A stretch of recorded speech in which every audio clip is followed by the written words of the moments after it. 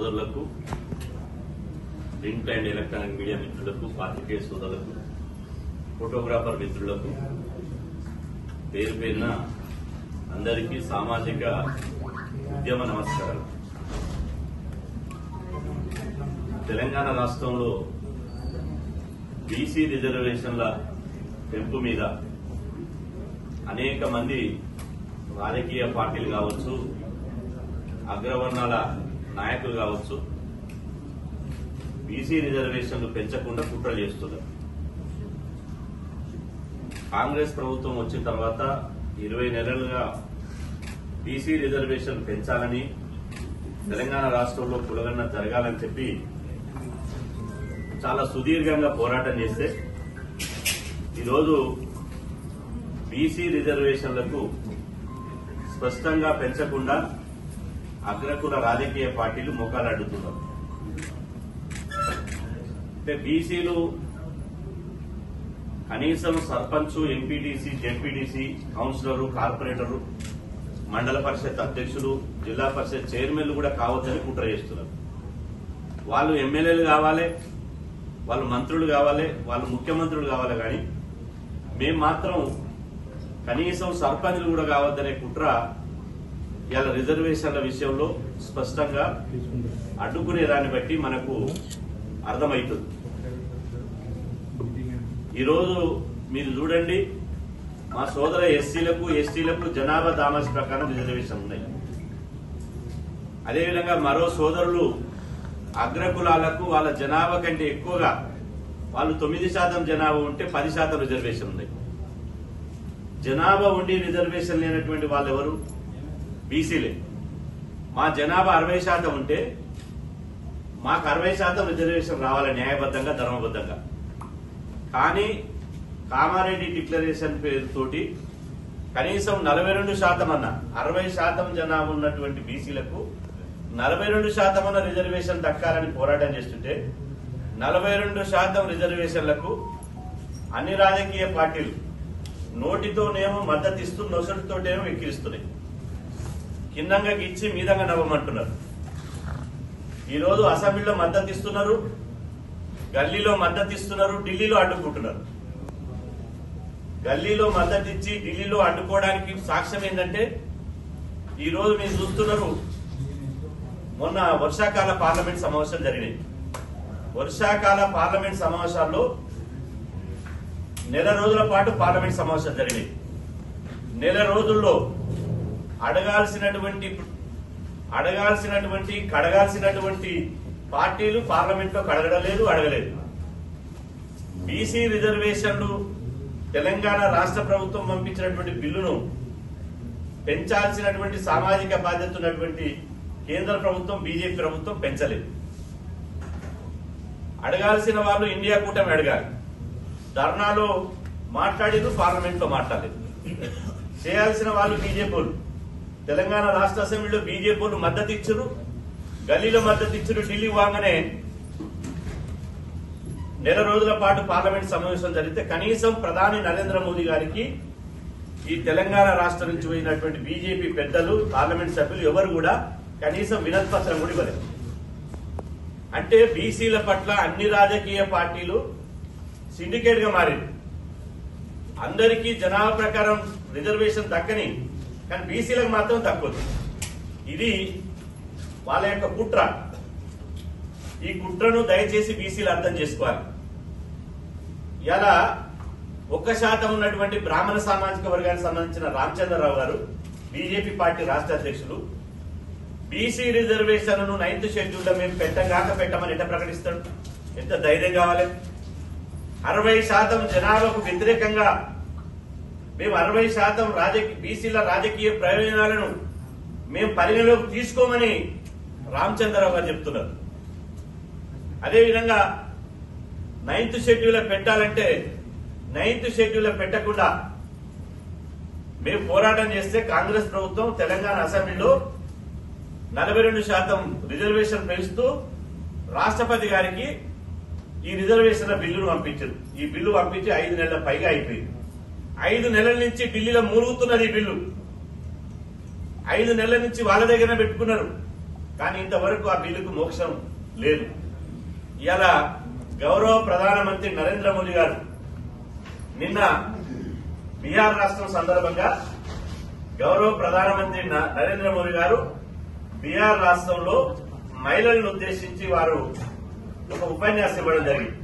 వారు ఏమంటారు? నరేంద్ర మోదీ గారు నా తల్లిని కించపరిచారు, నా తల్లిని అవమానించారు, బీసీ బిడ్డలు పరిపాలించడం ఈ కాంగ్రెస్ వాళ్ళకి ఇష్టం లేదు, ఒక బీసీ బిడ్డ ఈ ప్రధానమంత్రిగా కావడం వీళ్లకు కాంగ్రెస్ వాళ్ళకి ఇష్టం లేదు అంటున్నాడు.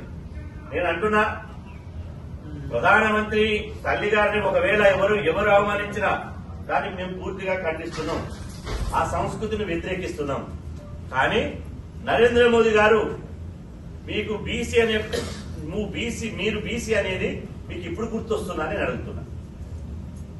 నరేంద్ర మోదీ గారికి బీసీ అనే కార్డు ఎప్పుడు ఉపయోగపడుతుంది అంటే కరెక్ట్ పార్లమెంట్ లో చర్చ జరిగి ప్రతిపక్షాలు విమర్శించినప్పుడు, లేకపోతే వారు చేసిన తప్పులను ఎత్తి చూపినప్పుడు, లేదా వివిధ రాష్ట్రాల్లో అసెంబ్లీ ఎన్నికలు జరిగినప్పుడు, పార్లమెంట్ ఎన్నికలు జరిగినప్పుడు నేను బీసీ అనే పదం ఆయన గుర్తొస్తుంది. మిగతా సమయంలో ఆయన గుర్తు రాదు. నిజంగా మీరు బీసీ అయితే బీసీ రిజర్వేషన్ల బిల్లుకి ఎందుకు ఆమోద ముద్ర వేయండి? నిజంగా మీరు బీసీ మీ శరీరంలో బీసీ రక్తం ప్రవహిస్తే, నిజంగా మీరు బీసీల కమిట్మెంట్ ఉంటే, మీలో బీసీ యొక్క చిత్తశుద్ధి ఉంటే మరి 42% రిజర్వేషన్ల బిల్లు ఇవాళ పార్లమెంట్ పోయి 5 నెలలకు పైగా అవుతుంది కదా. మీ బీసీ బిడ్డలు, బీసీలు మీ వారసులు, మరి మీ సర్పంచులు, ఎంపీటీసీలు, జెడ్పీటీసీలు, కనీసం స్థానిక సంస్థల్లో కూడా ప్రజాప్రతినిధులు కావద్దా? నరేంద్ర మోదీ గారు ఇదెక్కడి న్యాయం? మీ ప్రధానమంత్రి పదవిని కాపాడుకోవడానికి మాత్రం బీసీ కార్డు ఉపయోగపడాలి, కానీ కోట్లాది మంది బీసీలకు ప్రయోజనాల కోసం మాత్రం బీసీ కార్డు ఉపయోగపడదు. నేను అంటున్న 11 సంవత్సరాలుగా నరేంద్ర మోదీ గారు 11 సంవత్సరాలుగా ఈ దేశానికి ప్రధానమంత్రి ఉన్నాడు. ఇందిరాగాంధీ రికార్డును బద్దలు కొట్టింది. సంతోషం, ఒక బీసీ బిడ్డ ఇందిరాగాంధీ రికార్డు బద్దలు కొట్టడానికి. రేపు మాపో నెహ్రూ రికార్డును కూడా బద్దలు కొడతాడు, అందులో సందేహం ఏం లేదు. కానీ ఇంటి దీపం అని ముద్దాడితే మూతి గాలినట్టు 11 సంవత్సరాలుగా బీసీలకు, దేశంలోని 70 కోట్ల మంది బీసీలకు ఒక ప్రత్యేక మంత్రిత్వ శాఖ పెట్టిరా? లేదే. జనాభా దామాషి ప్రకారం రిజర్వేషన్ మించిరా బీసీలకు? లేదే. చట్టసభల్లో బీసీలకు 50% రాజకీయ రిజర్వేషన్ పెట్టిరా? లేదే. కనీసం మహిళా బిల్లు పెట్టారు, మా మహిళా సోదరులు ఇక్కడ మహిళా బిల్లు పెట్టారు. మహిళా బిల్లులో బీసీ మహిళలకు సబ్కోట పెట్టావా? లేదే. మళ్ళా దొరలు పోయి దొరసానమ్మలు రావాలి, పటేళ్లు పోయి పటేలమ్మలు రావాలి తప్ప బీసీ మహిళలకు స్థానం లేదు, అసెంబ్లీలో పార్లమెంట్లో స్థానం లేదు. మరి 11 ఏళ్లుగా బీసీల కోసం నువ్వు చేసిన గొప్ప పని ఏందని నేను అడుగుతున్నా. నరేంద్ర మోదీ గారు బీసీల కోసం చేసిన గొప్ప పని ఏంది? ఏమి లేదు. అల్లికి అల్లి సున్నకు సున్నా. ఆయన చేసిన గొప్ప పని ఒకే ఒకటి ఉంది, అది చారిత్రాత్మకమైన పని చేసిండు. ఏం పని? బీసీల కోసం చేయలే. దేశంలో అగ్రవర్ణ ప్రధానమంత్రులు ఎవరైతే వీపీ సింగ్ గారు ఉన్నారో, మొదటిసారి మండల్ కమిషన్ దుమ్ము దులిపి బీసీలకు ఉద్యోగ రంగంలో రిజర్వేషన్లు పెడితే, అదేవిధంగా అర్జున్ సింగ్ ఎవరైతే కాంగ్రెస్ ప్రభుత్వంలో విద్యావనరుల శాఖ మంత్రి ఉన్నాడు, అర్జున్ సింగ్ విద్యారంగంలో రిజర్వేషన్లు పెడితే, అగ్రవర్ణాల ప్రధానమంత్రులు, కేంద్ర మంత్రులేమో ఓబీసీలకు విద్యా ఉద్యోగాలు 27% రిజర్వేషన్లు పెడితే, బీసీ ప్రధానమంత్రి అన్న నరేంద్ర మోదీ మాత్రం రాజ్యాంగానికి వ్యతిరేకంగా అగ్రవర్ణాలకు 10% రిజర్వేషన్లు ఇచ్చి చరిత్ర సృష్టించింది. అగ్రవర్ణాలకు బీసీ ప్రధానమంత్రి, ఓసీలకు రిజర్వేషన్ పెట్టింది. ఇంతకంటే సిగ్గుమైన చర్య ఇంకేమనుందా?